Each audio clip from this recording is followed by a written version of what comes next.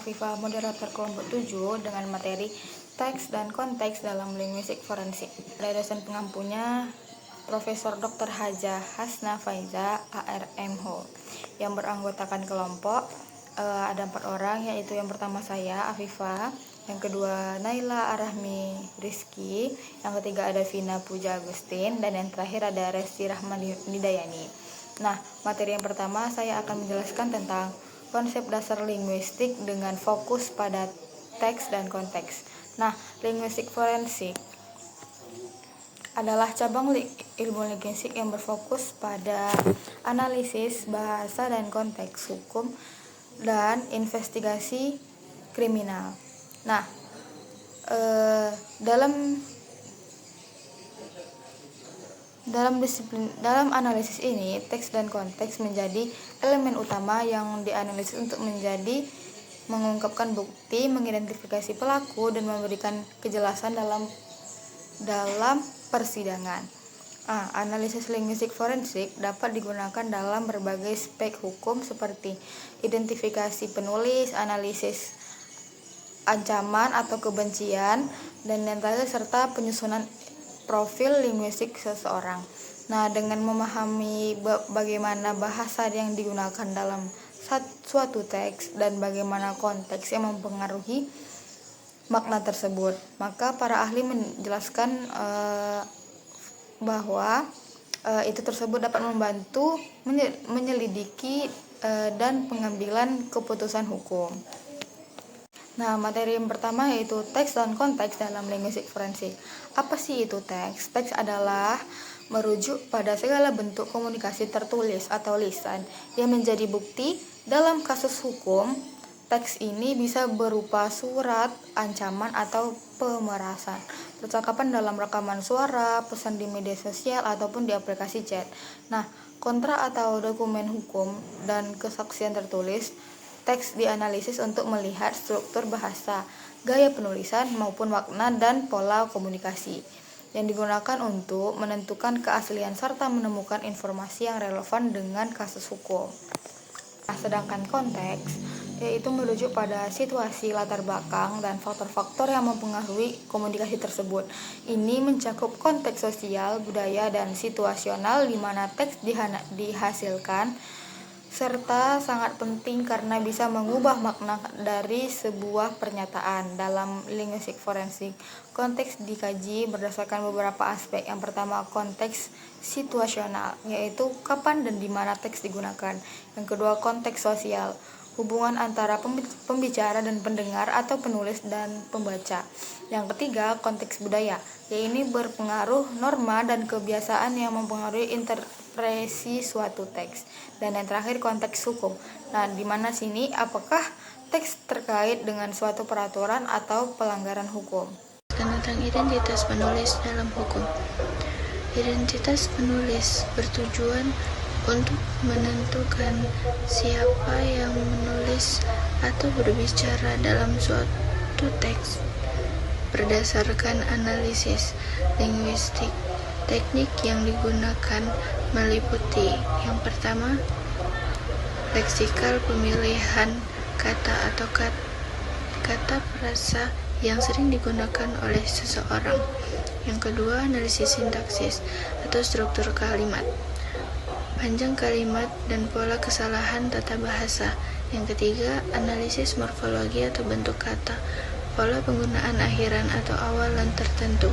Yang keempat, kesalahan ejaan dan tanda baca, kesalahan yang khas dan berulang. Metode ini sering digunakan dalam kasus pencemaran nama baik, pemasaran, atau penipuan yang dilakukan secara anonim.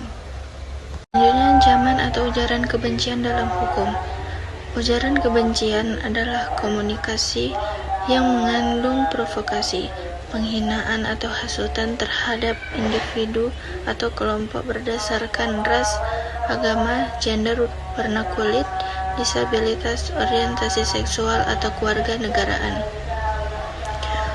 Ujaran kebencian dapat disampaikan melalui berbagai media seperti ceramah atau kampanye, spanduk, atau selembaran media sosial atau media elektronik. Pasal ujaran kebencian dalam UU ITE Pasal 28 ayat 2 Undang-Undang larangan menyebarkan informasi elektronik yang menghasut kebencian berdasarkan sara, gender, atau disabilitas.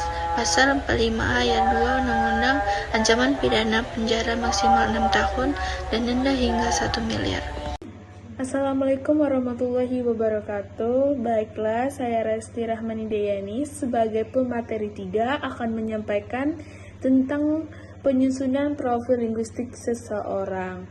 Profil linguistik adalah teknik untuk memperkirakan identitas penulis berdasarkan ciri khas bahasanya. Profil ini mencangkup yang pertama yaitu aspek sosial dan demografi, yaitu usia, gender, tingkat pendidikan. Yang kedua, yaitu latar belakang geografis dan budayanya, yang dimana yaitu dialeknya, aksen, penggunaan istilah lokal. Nah, yang ketiga yaitu status profesional atau pendidikannya, yang mana menggunakan istilah teknis khas bidang tertentu. Nah, metode ini digunakan dalam berbagai penyelidikan, termasuk kasus cyberesme dan penipuan daring.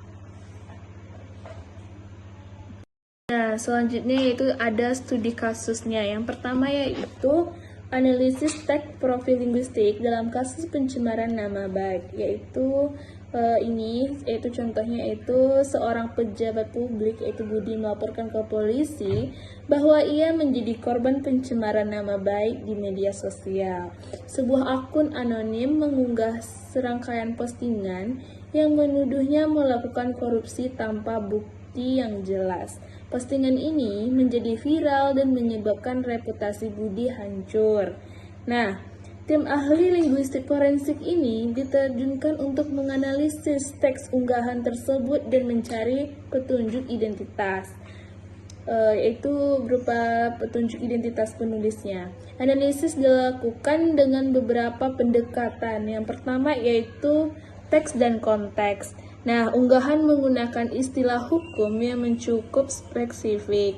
Nah, mengidentifikasikan bahwa penulis memiliki pengetahuan dalam bidang hukum atau pemerintahan.